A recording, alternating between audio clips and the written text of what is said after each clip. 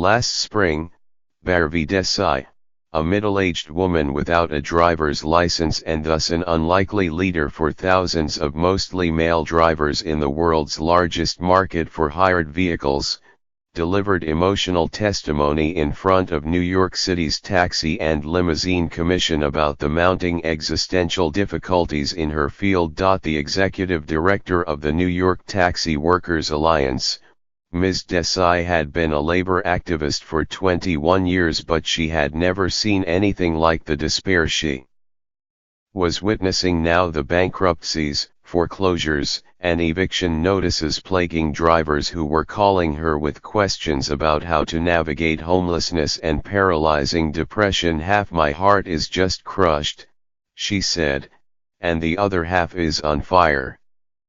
The economic hardship that Uber and its competitors had inflicted on conventional drivers in New York and London and other cities had become overwhelming.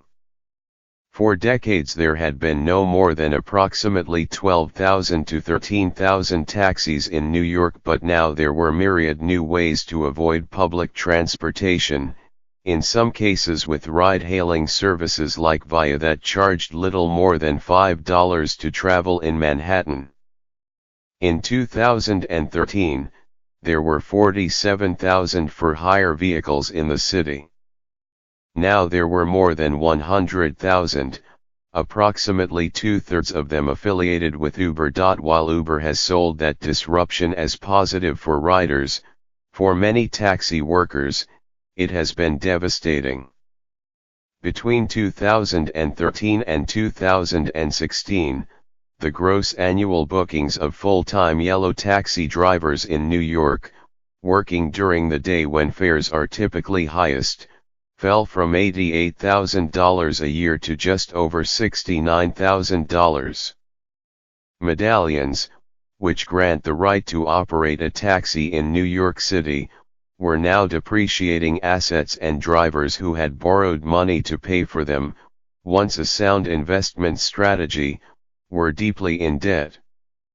Ms. Desai was routinely seeing grown men cry, and she had become increasingly concerned about the possibility that they would begin taking their lives. On Monday morning, Doug Skifter, a livery driver in his early 60s, killed himself with a shotgun in front of City Hall in Lower Manhattan, having written a lengthy Facebook post several hours earlier laying out the structural cruelties that had left him in such dire circumstance.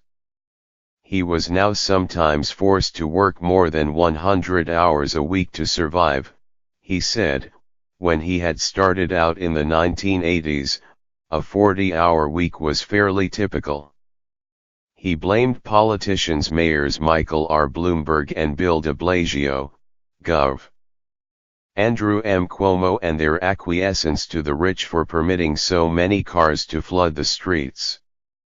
He blamed the Taxi Commission for the fines and hassles it imposed. He had lost his health insurance and accrued credit card debt, and he would no longer work for chump change, preferring, he said, to die in the hope that his sacrifice would draw attention to what drivers, too often unable to feed their families now, were enduring.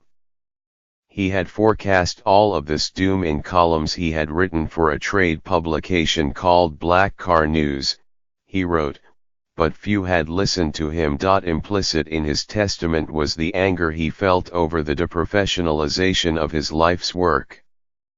Mr. Skifter had driven more than 5 million miles throughout his tenure, through 5 hurricanes and 50 snowstorms.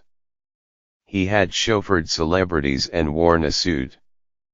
He was not driving a car to supplement the income he was getting from his crepe business, and he was not trying to make a little extra money for massage. He was not a participant in the gig economy, he was a casualty of it. For at least a century, the suicide as spectacle, prompted by a reversal of fortune, has typically been the practice of the wealthy. In the months after Wall Street's crash in 1929, 4 people threw themselves out windows in New York, leading to the folklore that there had been many, many more such deaths. Decades later, Bernie Madoff's son Mark hanged himself from a dog leash in his Soho apartment. In 2016, Sanjay Valvani, a hedge fund manager accused of insider trading, slashed his throat in the bedroom of his Brooklyn townhouse, to much sensation in the tabloid and financial press. Poverty too often kills you without making you try. For taxi drivers staring down an even bleaker future of driverless cars at a moment when Washington considers a weekly paycheck bump of $1.50 an occasion to break out the layer cake, it is hard to see where the metaphoric Prozac will come from. The problems facing the city's taxi drivers have become so bad, Ms. Desai said, that even on New Year's Eve many complained that they roamed around unable to pick up fares. At about that time she had received a call from a woman who runs a community radio station in the Bronx, with an audience made up mostly of Dominican livery drivers. Two drivers that the host knew of had killed themselves, and other drivers were on the show talking about the isolation and fear they saw all around them. In the days preceding his death, Mr. Skifter wrote about his decreasing faith in our politics and about his commitments to his spiritual life. "Forget the cliché you only live once, it is not true," he said in a Facebook post. "The clues are all about you if you take the time to seek them."